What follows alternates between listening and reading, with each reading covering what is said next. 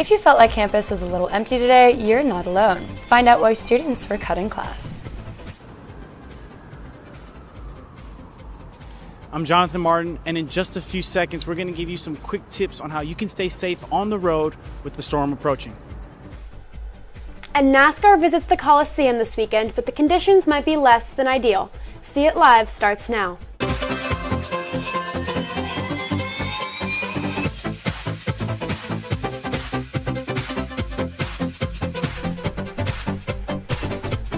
Today, a Pineapple Express made its way through California, which will impact the climate, driving, and more throughout the state. Hi, I'm Luisa Tripli. And I'm Avery Goodman. Let's go right to Jonathan Martin, who is near campus with what the weather means for Los Angeles drivers. And right now I'm on the corner of Jefferson and Figueroa, and as you can see, traffic has returned to its normal state of flow. But earlier this morning, this very intersection was hectic.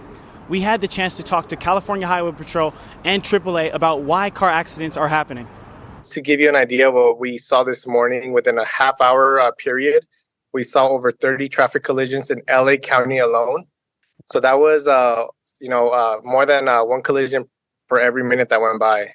So it was kind of difficult for our officers to, respond and clear these lanes and assist these drivers. The thing that is the most important in these types of situations is just for the drivers to be prepared. That means the drivers are not distracted. The drivers are paying more attention to the road. They're being more cautious. They're driving slower.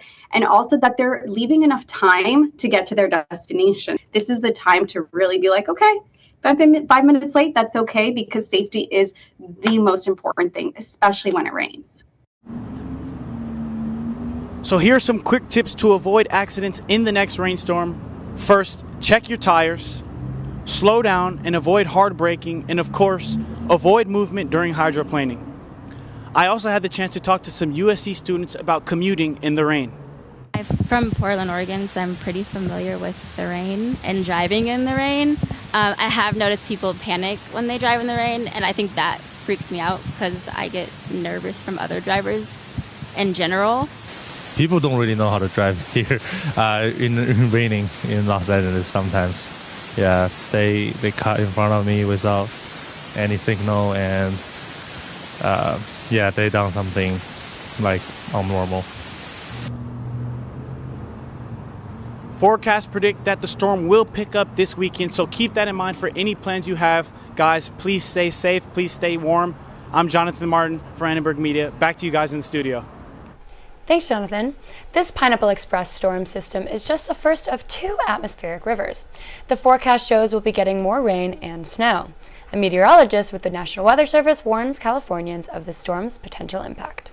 The main message that we want to get across is that we're talking about unprecedented, potentially historic amounts of heavy rainfall and flooding, landslides, debris flows that will create a very dangerous situation across Southern California. Main point here is everyone needs to be at a high state of readiness for a dangerous weather event coming up. The heaviest rainfall is expected Sunday through Tuesday. Forecasters predict 1 to 3 inches of rain in the lowlands across Los Angeles and San Diego. One reason we are getting storms like the Pineapple Express more frequently and with higher intensity could be related to climate change. These storms are causing damage across the state. They are coming more often and with more rain than they have in the past. While the rain may have seemed helpful during drought years, an expert says the storms are not helping. As climate change intensifies, what we can expect in Southern California is actually less freshwater overall, but more intense storms. So we'll get less water, but the water we do get will be in these very short bursts.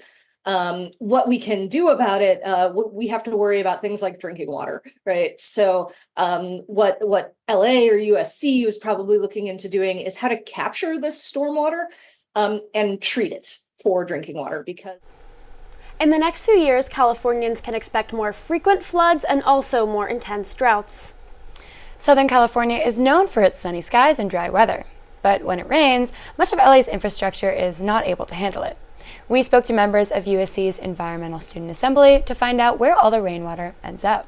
The way that water is kind of maintained in an environment is that, like you have it cycle through every part of the environment. So it goes through like the plants and the wildlife and the ground, and it recharges the groundwater. Like, urban areas like this that have like pavement and like human development, what that does is it kind of like interrupts that cycle a little bit. Not only is it not reaching groundwater reservoirs, which threatens water security for a lot of people, but also you have that water then like running on like urban streets and things.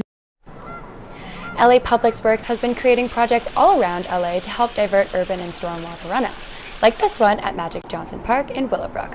Hidden in plain sight are many engineered water conservation areas to help filter in water. LA County has some 27 spreading grounds. They are designed to capture the rainwater and let it slowly seep into the ground. This weekend, a warning to stay out of the water. The LA County Department of Public Health says the storm is bringing high bacteria levels to the ocean.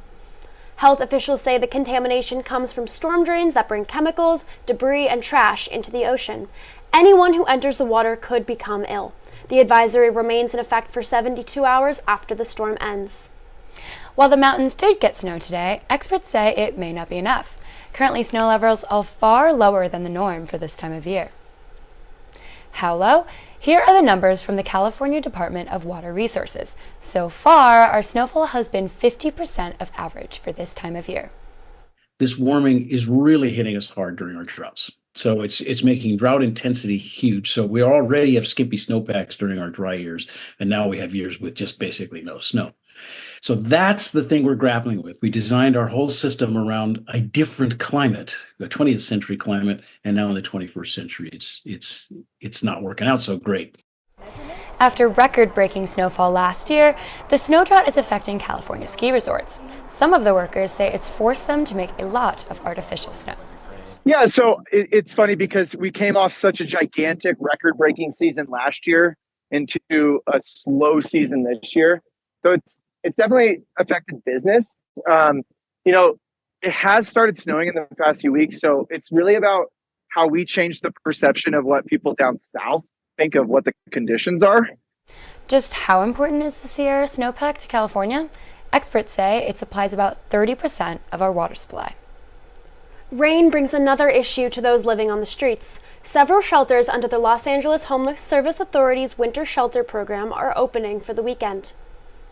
Those looking to use the shelters must be 18 years old or older and either experiencing homelessness or living in a single-person household. Each person is allowed to bring 2 bags.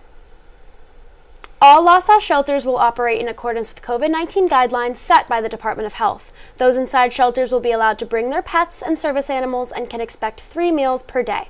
LASA says they have approximately 600 spaces for those in need. We do our best to get everybody we can inside in these situations. If the winter shelter program, the augmented program fill up and we have any space available in the rest of our shelter system, we do everything we can to get folks inside so that way they have a safe, warm place to stay to ride out the storms. Anyone in need of a shelter should call 211 or 1-800-5486-047. It seems that as rain falls, fewer students show up to class. That's what one teaching assistant has noticed in his Intro to Feminist Theory class. There were not a lot of students seen on campus after the rainstorm. TA David Hayden noted that in his 125 to 150 person lecture, only 65 students attended this morning. He says normally his class has about 100 attendees. I certainly understand not wanting to get out in the rain. It's not fun, especially in Southern California where we have beautiful weather. But I would encourage them to think about the ways that lecture helps us learn material in a way that then we can dig deeper, we can ask questions. Hayden hopes that even with the upcoming storms next week, students find it in themselves to attend their classes, especially with midterm season right around the corner. Rain could put a damper on some events this weekend. Both the NASCAR Clash and the Grammys are happening with the next storm expected to roll in on Saturday. NASCAR is hoping to carry out its Busch Light Clash on Sunday, but the rain might be a problem. NASCAR says it does not have adequate equipment to race in the rain. If necessary, the sport can stick around a few days if the rain kicks them out on Sunday. Rain or shine on Sunday, the Grammys will be live from the Crypto.com arena. You will be able to catch your favorite stars on the red carpet. If you're lucky enough to attend the ceremony, just know traffic could be a problem.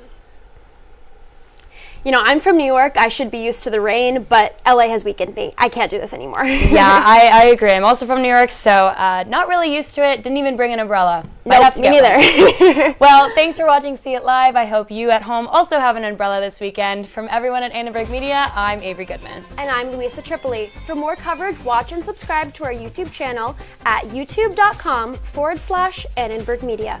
Good night.